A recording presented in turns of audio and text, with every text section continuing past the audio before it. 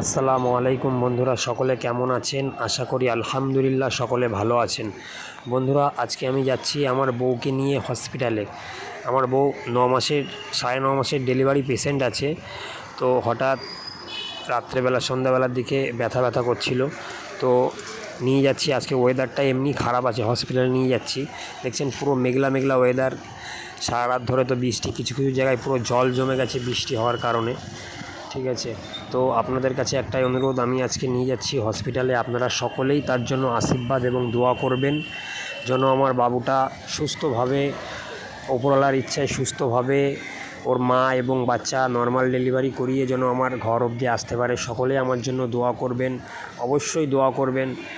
আপনাদের দোয়াই, মানুষের দোয়ার ওপরে কোনো কিছু হয় না। সকলেই আমার জন্য দোয়া করবেন, আমার বাবুর জন্য যেন আমার বাচ্চাটা নর্মাল ডেলিভারি হয়। তো লেবার রুমে নিয়ে এসেছি, আনার পরে লেবার রুমে ওরা ভর্তি নিয়ে নিল, আমাদেরকে বলল বাইরে ওয়েট করতে। তো দেখা যাক আল্লাহ কখন আমাকে সন্তান দেয়, ছেলে সন্তান কি মেয়ে সন্তান, যেটাই দিক আমি খুশি।